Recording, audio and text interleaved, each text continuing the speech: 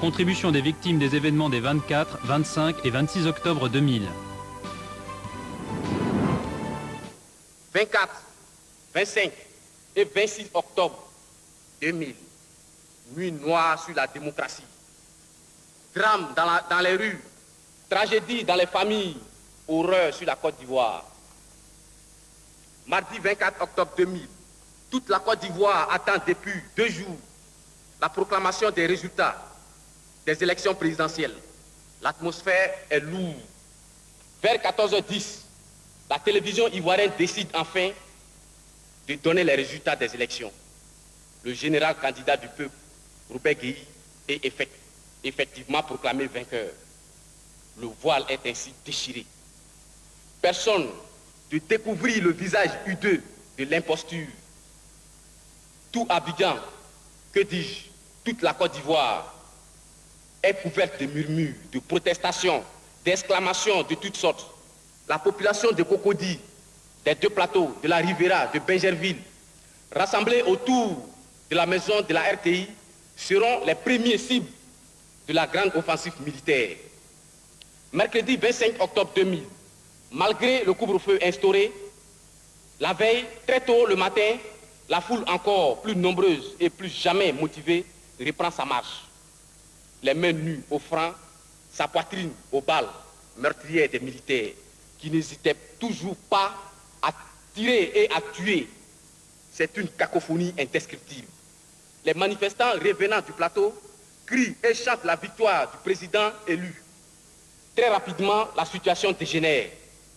Les contre-manifestations armées de branchages, de bâtons, de gourdins et autres objets prennent possible tous les autres qui se défendent comme ils peuvent malgré leur fatigue.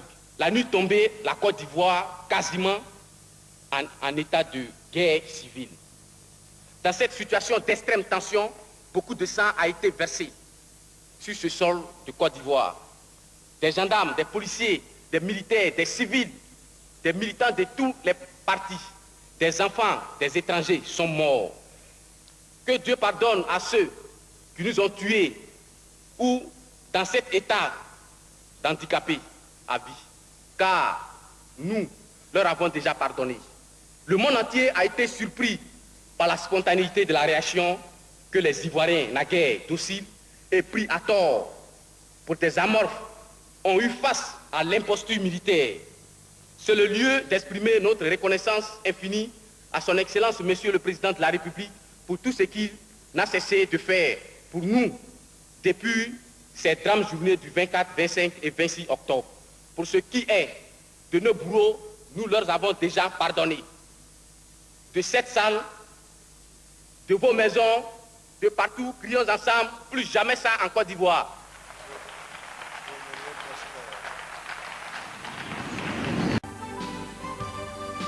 Contribution d'un garde pénitentiaire.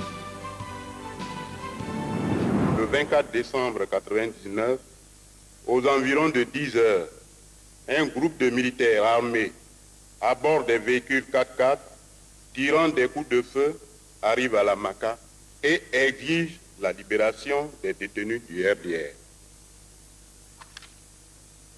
Face à notre refus, ils s'attaquent aux gendarmes venus à notre renfort pour la circonstance, arrachent leurs armes et leurs chars avec lesquels ils défoncent le portail tout en tirant par rafale dans une prison pleine de 6 797 âmes, ce qui va entraîner sur place la mort de 24 détenus, dont certains par balle.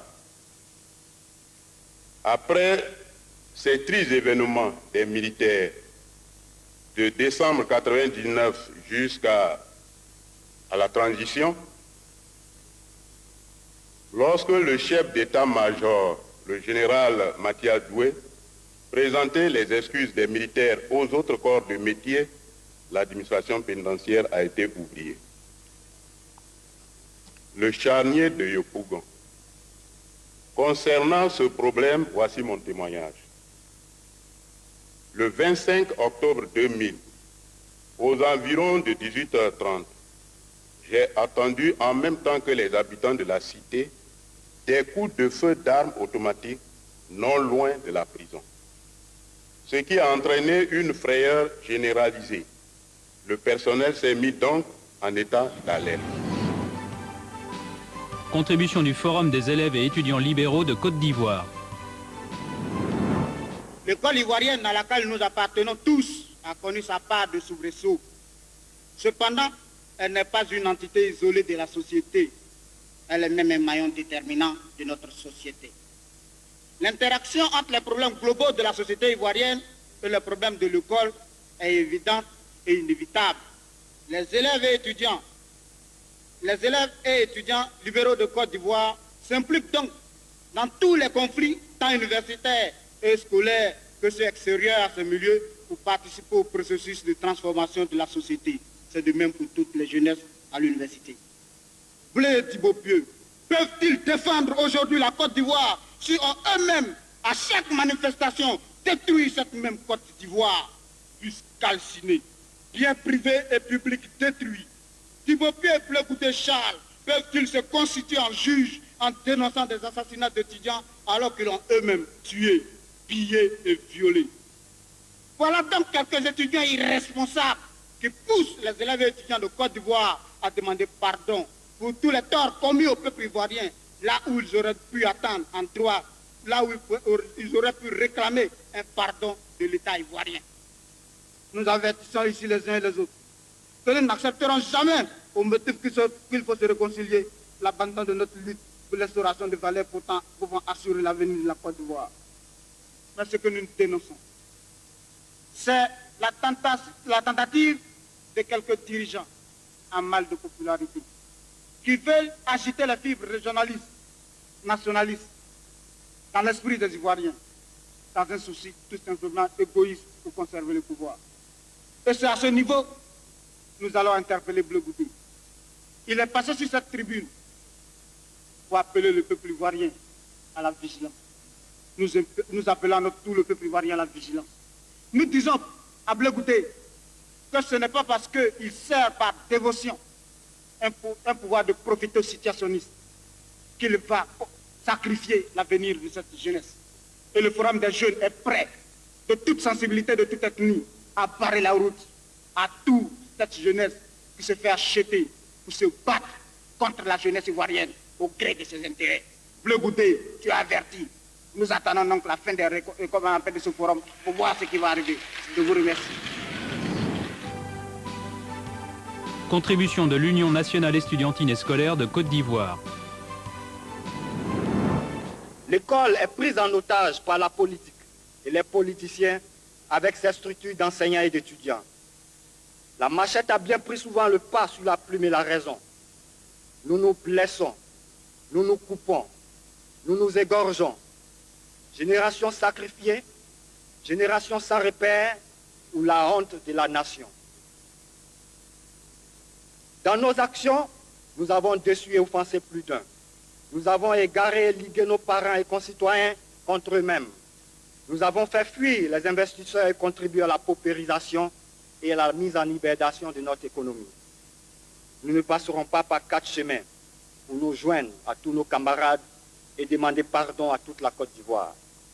Oui, nous demandons pardon, sincèrement pardon à la nation tout entière, à nos maîtres et parents, à l'ensemble de nos camarades et élèves et étudiants marqués à jamais, plus particulièrement à nos frères et ceux handicapés, que nous désobligeons à chacune de nos manifestations et avec eux, tous nos camarades étudiants venus des pays frères avec qui nous allons négocier le développement intégré de l'Afrique et surtout consolider l'Union africaine dans la paix, gage de tout développement harmonieux. Nous invitons tous nos camarades, tous les syndicats étudiants à véritablement œuvrer pour la préservation de nos maigres acquis. Mettre fin à la culture de l'impunité, aux agressions même verbales à l'encontre de nos maîtres. À l'endroit de ceux-ci, l'UNESI formule ses bons voeux de les voir donner le meilleur d'eux-mêmes pour sauver notre institution malade de son évolution. La terre de Côte d'Ivoire doit appartenir de droit aux enfants de Côte d'Ivoire. Cela ne sera jamais négocié. À ce sujet, nous soutenons que la loi sur le foncier de 1998 soit maintenue, appliquée et renforcée. Aux religieux, nous disons que l'éminence de leur mission doit les amener à se mettre au-dessus des magouilles politiciennes en priant constamment pour notre pays afin de l'extirper des mains du diable. Aimons-nous sincèrement pour que vive la Côte d'Ivoire réconciliée avec elle-même et que Dieu nous bénisse tous. Je vous remercie.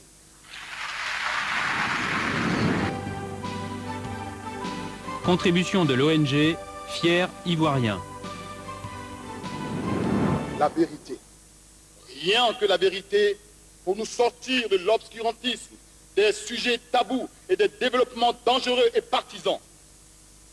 Cessons de voir la paille dans l'œil de l'autre voisin et voyons avec humilité et responsabilité la poutre qui est dans le nôtre et qui rend borne l'âme historique de notre pays, la Côte d'Ivoire.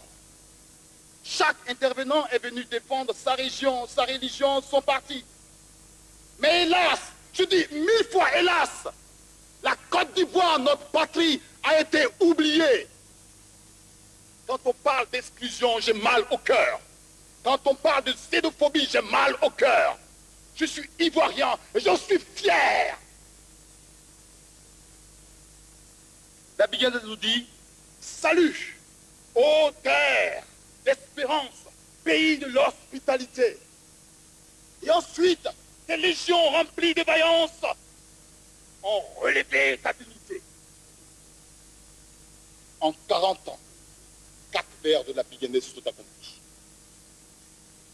L'hymne national nous dit tout, nous apprend tout, nous montre le chemin à suivre, mais nous fermons les yeux.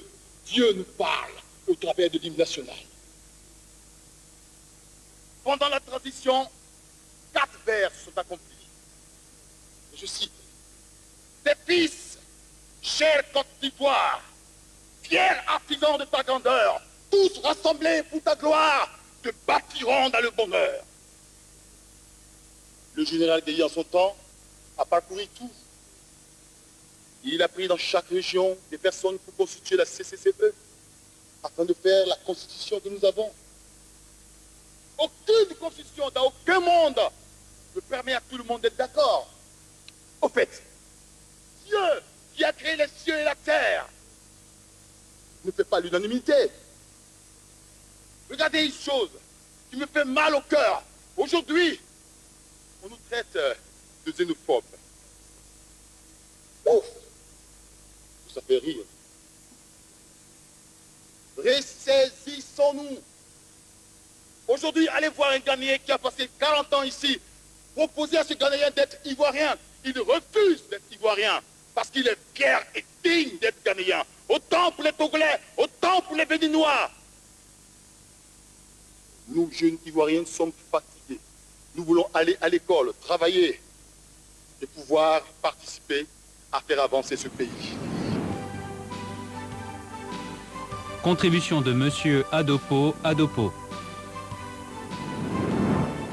Le mardi 24 octobre 2000, la proclamation des résultats de vote par le directeur des collectivités territoriales en lieu et place de la CNE qui donnait le général Gueye vainqueur des élections n'a pas retenu l'adhésion des populations. Une manifestation s'en est suivie. Cette manifestation qui, au départ, se voulait pacifique, a hélas tourné au drame.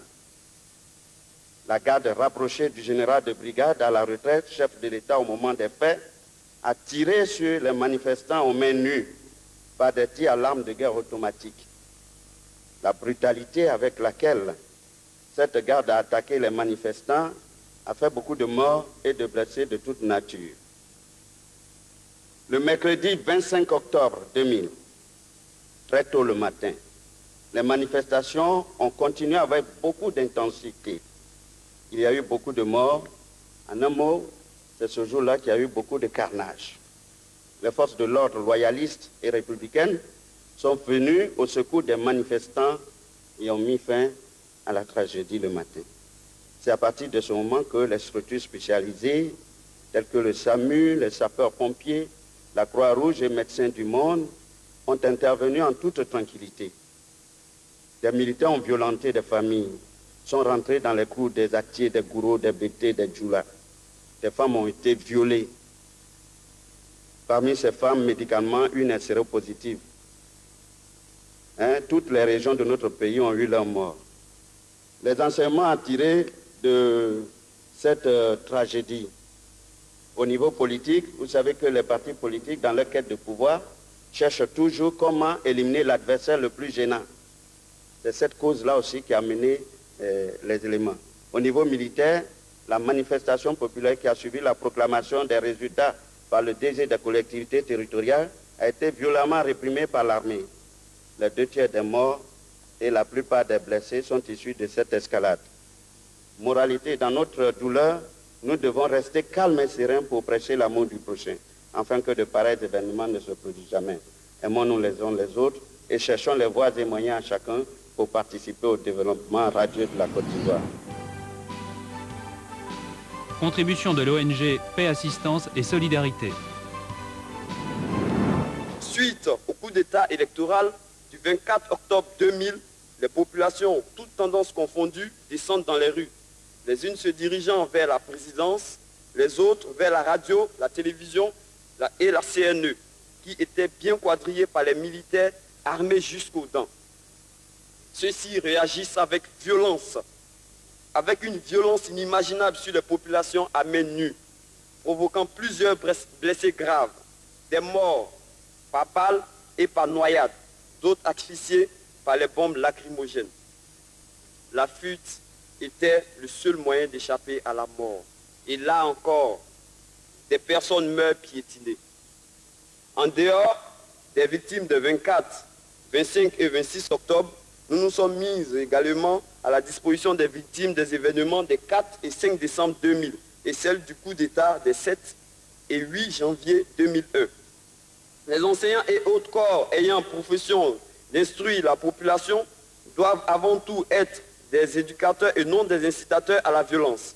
La jeunesse scolaire ou déscolarisée, instrumentalisée et conditionnée par la manne financière des politiques en est la principale victime. Elle trouve comme voie d'expression la violence, les vols de toute nature, casse, pillage, incendie des biens publics et privés. Nous invitons cette jeunesse à se ressaisir et à prendre son destin à main. Les chefs et rois, garants de la paix, de l'unité et la sagesse ne doivent plus se trouver dans le navire des politologues. Contribution du mouvement ivoirien des droits de l'homme. Comment ce forum aurait-il pu se faire alors que n'ont pas encore été faits les procès sur des événements aussi graves que ceux de septembre 2000, octobre 2000 avec la parenthèse du charnier de Yopougon, décembre 2000 avec la parenthèse des viols de manifestantes sur les lieux d'arrestation aussi bien que sur les lieux de détention, de janvier 2001, où de nombreux inculpés qui ne demandent qu'à être jugés et auxquels le juge d'instruction a dit que le dossier est en état d'être jugé et que la justice refuse de juger.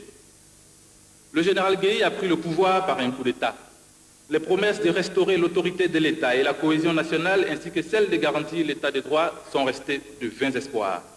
Répression militaire, mutinerie, pillage et toutes sortes de violences ont jalonné son règne jusqu'à sa chute le 25 octobre 2000.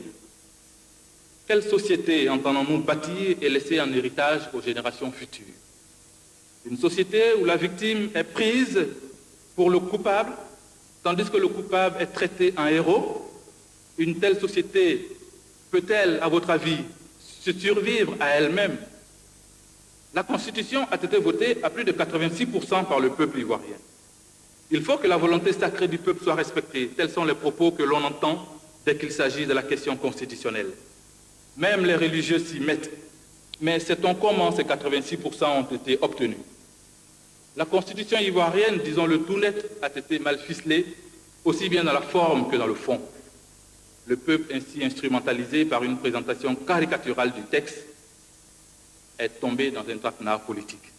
La responsabilité est rarement individuelle en Afrique. Tout acte a une portée collective. Et puis de toute façon, le combat contre l'impunité devra être mené un jour ou l'autre, à l'image de ce qui s'est fait dans les grandes nations. Alors, qu'est-ce qui peut justifier que nous ne fassions pas ce combat maintenant? N'avons-nous pas encore suffisamment de morts? Ou alors, avons-nous la naïveté de croire que le contexte sera plus favorable la prochaine fois? Pour notre part, nous prenons l'engagement de lutter contre l'idée qu'en Afrique, il faut tuer et massacrer les populations pour accéder au pouvoir. Ivoiriens, Ivoiriennes, soyez avec nous pour ce combat.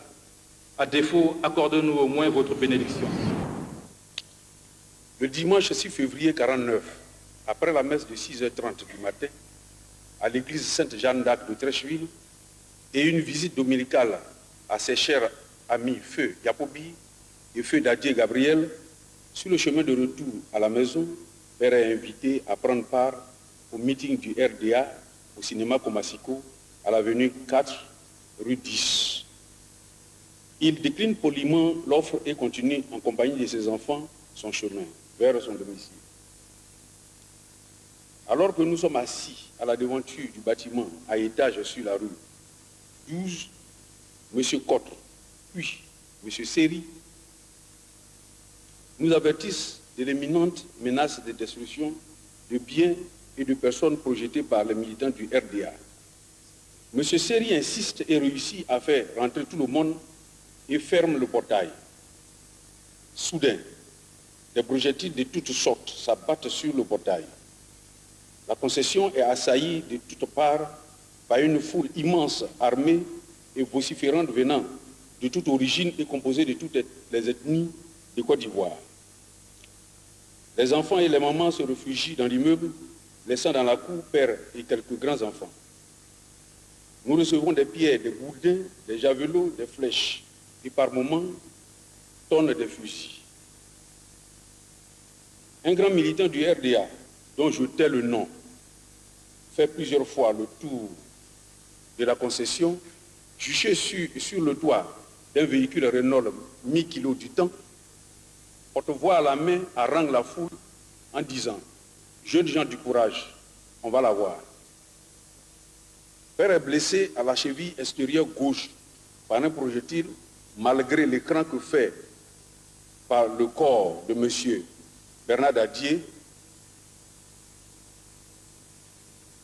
Vers 16 h, un corps d'homme est déposé sans ménagement sur les éboulis de la clôture détruite de l'avenue 4. Père s'en approche et découvre le corps mutilé de son neveu Amonji, baignant dans son sang. Sauvagement battu à mort par la foule à l'avenue 2 et égorgé par un Sierra-Léonais, puis empalé. Comble d'horreur, on lui a tranché le sexe et mis dans la bouche à côté du bal. Au soir du 7 février 1949, Père fait lever le camp aux troupes Tchaman. Nous découvrons étonnés les dégâts causés à nos habitations et propriétés. Tout est emporté ou saccagé, même les denrées alimentaires. Ces véhicules sont brûlés. Exemple, une voiture Pontiac et une Plymouth en ce temps. Son compte bancaire liquidé à la BAO, aujourd'hui BAO. Et c'est ainsi que tous ces enfants sont logés à la même enseigne. Exemple, M. Emmanuel Djoulot, Feu Emmanuel Djoulot, accusé de vol faussement en 1983. Une semaine avant son décès, il répond à 6 interpellations judiciaires.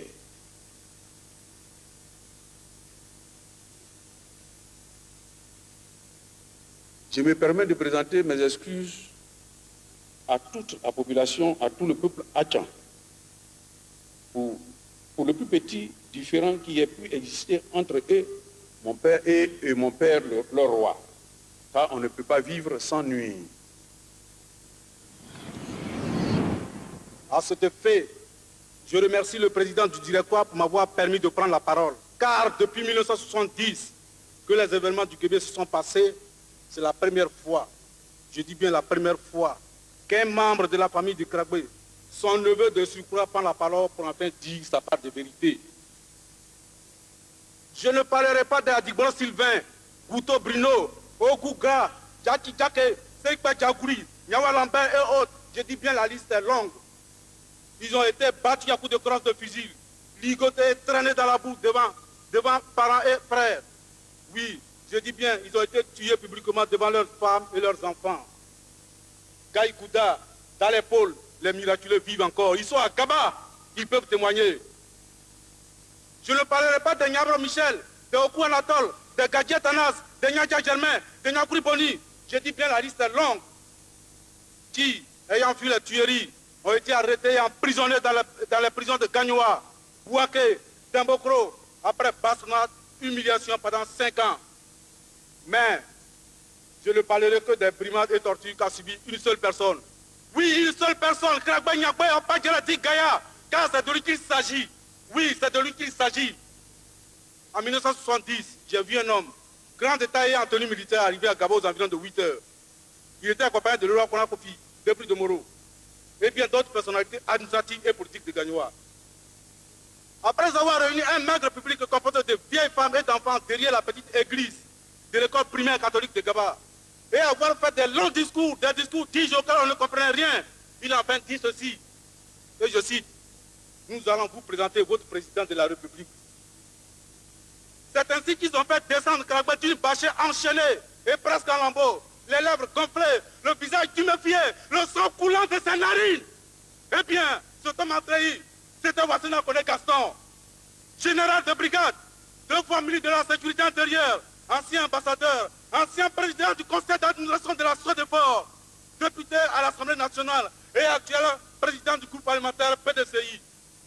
Mon général, ne vous souvenez-vous pas que vous avez demandé à Nyatopol, paix à son âme, de battre Kragbe avec votre matraque parce que son oncle Saoui Passoro avait été aussi tué par les militaires par sa faute? Mon général, ne vous souvenez-vous pas que vous avez bastonné Kragbe devant ces pauvres vieilles femmes et ces enfants abandonnés dans les villages saccagés et dont les parents avaient été battus par les militaires? Mon général, ne vous souvenez-vous pas qu'un enfant chétif était assis à même le sol près du chai? Vous n'aviez sans doute pas fait attention quand vous vous acharniez sur votre gibier. Eh bien, mon général, cet enfant, c'était moi. C'est moi qui vous parle aujourd'hui. C'est moi, le Moïse, sauvé non pas des eaux, mais des villages incendiés, calcinés, même rasés par des militaires. Mon général, était-ce là le maintien d'ordre dont vous parlez tant? Mon général, était-ce là la mission qui vous avait été confiée? Oui, mesdames et messieurs, chers Ivoiriens, chères Ivoiriennes, j'ai vu de mes propres yeux les hommes du général Wassina Gaston Koné abattre mes parents, violer mes soeurs, incendier les maisons, les greniers de mes parents, casser les écoles et brûler nos jugements supplétifs, manger les cabris, les moutons, les porcs. Oui, des enfants, des jeunes, des vieux et des jeunes femmes ont été jetés à l'eau, traînés dans la boue, bastonnés, humiliés, blessés dans leur intimité et tués. Oui, je dis bien tués, et ont été enterrés dans des fosses communes à Gaba. Oui, mon général, les charniers existent, bel et bien à Gaba, village natal de Kragbe. Vous le savez très bien. Et si le président du Forum pour la réconciliation le désire, je suis prêt à l'accompagner à Gaba. Ivoiriens et Ivoiriennes, vous qui désirez savoir la vérité sur les massacres de Kébié, journalistes, magistrats, avocats, Amnesty International, Ligue ivoirienne des droits de l'homme, et toutes les personnes de bonne volonté, tous ceux qui aiment la justice, la liberté, la paix, la fraternité et l'amour du prochain, et qui souhaiteraient avoir la vraie version des faits, allez à Gaba, et nous vous montrerons les charniers, car ils existent bel et bien. Oui, ils existent, et ces tristes événements sont encore vivants dans ma mémoire. Mais je ne saurais quitter sur cette tribune sans poser 3 questions au général Wassina Koné Gaston. Mon général, la famille Kragbe de par ma voix vous demande ceci. Depuis que vous avez arrêté Kragbe et que vous l'avez fait sillonner dans toute la région de Gagnoa, enchaîné, nous ne l'avons plus revu. Alors, où vous l'avez mis? Est-ce que Kragbe vit encore? Est-ce qu'il est mort? Car la famille à Gaba et à Sassandra, sa femme Janine, ses enfants Christine et Olivier depuis la France, la population du village de Gaba, les Kébiés, la population de Gagnoa attendent son retour pour qu'il participe à ce forum et qu'il dise sa part de vérité. Oui, que Kragbe vienne à ce forum pour la réconciliation nationale, que le président Laurent Gbagbo a souhaité de tous ses voeux, pour que Kragbe Nyakbe, que vous avez arrêté devant parents, parce que les photos sont là. Oui, il a été arrêté devant parents et amis. Que Kragbe vienne demander pardon publiquement à toute la nation, à toute la Côte d'Ivoire, aux Ivoiriens, aux Ivoiriennes, comme tous les leaders politiques. Il faut qu'il soit là le 13 novembre pour dire sa part de vérité et demander pardon. Je vous remercie. Que Dieu bénisse la Côte d'Ivoire. Je suis le chef central du Guébié, le guide traditionnel du Guébié, à mon âge. À mon âge, je dirige le Guébié, on doit se poser des questions. Le 4 août 1967, Christophe Karagbe Niagbé revient encore dans son pays. Il rentre directement chez ses parents à Gaba, son village natal, dans le Guébié. Il a réuni tous les Guébiés, il leur a parlé tout d'abord de la création d'une coopérative agricole et ensuite il va voir le président de la République pour la création de son parti politique car la Constitution le prévoit à son article 7. Lors de son meeting qui regroupait déjà le Guébié, Pakolo, le Zabia et d'autres villages environnants tels que les villages de la Kota, il disait par la suite que le pays était dirigé par les étrangers. En 1968, Opadjira a été arrêté à Danané pour avoir animé des réunions, contacts et messages politiques. Après quelques jours de son arrestation, il a été conduit à l'hôpital psychiatrique de Bingerville pour tester s'il n'est pas un malade mental. En 1909, de retour de France, il sera arrêté à l'aéroport de Port-Bouillet en même temps que ses parents venus l'accueillir, qui sont à leur tour conduits à Akwedo au suivi des répressions militaires. C'est à partir de ce moment que tous les cadres ont commencé à subir des durs moments dans leur service et le mot Guébié était devenu tabou. Ils ont été relâchés plus tard et Karagbe retourna en France. Encore en 1970, de retour de France, il multiplia contacts et meetings dans le Guébié et dans les villages environnants. Le lundi 27 octobre 1970, les cantons Guébié, Zabia, Pakolo sont les plus nombreux à se rendre à Gagnoa pour une marche pacifique. Il y a eu une répression de forces républicaines sur les marcheurs qui a fait de nombreuses victimes du côté des manifestants. Quelques 2 à 3 jours plus tard, la sous-région est envahie par les forces républicaines et particulièrement le Guébié était méconnaissable. Karagbe Niagbé sera pourchassé par les militaires de son village, dans son village plutôt. Il s'est donc réfugié dans la forêt pour échapper à ses poursuivants. Mais étant informé que ses parents étaient mis aux arrêts, maltraités, humiliés et violés par les soldats du Fort-Boigny, il décida alors de se rendre et se livrer aux militaires. Et là, c'est avec stupeur qu'il trouva ses parents morts. C'était le plus grand charnier qu'a connu la Côte d'Ivoire. Près de 4000 morts officiellement et plus de 2000 disparus dans tous les villages guébiers. Auprès des corps de ses parents, Karagbe Niagbé a été battu par les enfants sous l'ordre de Wasina Gaston qui ordonnait aux femmes de le maudire plutôt, de cracher sur son visage, les bras liés au dos, vêtu seulement d'une culotte blanche, sous les regards de quelques rescapés au cœur meurtri et sous la fumée des cases et écoles brûlées. Karagbe Niagbé a été emporté pour une destination inconnue après l'avoir traîné dans les villages de la sous-région. Nous étions petits et on suivait tout cela. En ce moment, comment il faut pardonner? On avait déjà pardonné. Et comment il faut se réconcilier avec ses voisins? L'histoire de Guébié nous l'enseigne davantage parce que nous avions accepté tout cela. Nous nous sommes réconciliés avec tout le monde. Toutefois, nous ne passerons sous silence ceci. Des générations sacrifiées par la fermeture de toutes les écoles, la destruction des pièces d'état civil. Les étudiants ont dû abréger leurs études, les cadres licenciés, c'était une chasse aux guébiers dans l'administration et dans les entreprises. Des femmes marquées à vie et blessées dans leur chair. La misère s'est installée. Aucune plantation ne pouvait être entretenue parce que les propriétaires ont disparu ou sont en prison. Beaucoup sont morts en prison. Les chanceux libérés en 1915 ont disparu au fil du temps suite aux sévices reçus en prison, tels que mon père. Je demande aux dignitaires du PDCI de nous rendre Karagbe, notre fils, pour qu'enfin nous puissions l'unimer dignement. Enfin, voilà en clair, Madame la Présidente, ce que je sais et que je peux vous déclarer. La marche des 4 et 5, nous n'avions pas prévu le scénario que nous avons vécu. Ce que je peux vous dire, ou bien ce que j'ai vécu ce jour-là, un premier rassemblement a été donné au niveau du grand marché de Koumassi. Pour ceux qui connaissent très bien Koumassi, nous avons été gazés par les policiers. Nous avons été surpris.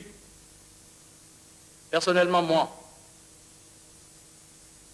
ancien fonctionnaire des Nations Unies à Tabou, de voir des Ivoiriens, les mains nues, et des policiers en face d'eux en train de les fusiller. Ce jour-là, nous avons vu des camarades tomber qui ne se sont plus jamais relevés. Et de ce pas, les camarades m'ont aidé également à emprunter les Woro taxis communaux pour atteindre la Mandole. Pour tous ceux qui connaissent Koumassi et Makori. Arrivé là, on a refusé de nous donner des soins, sous prétexte qu'il fallait d'abord déposer des sous. Et là, nous n'avions pas de sous dans les poches.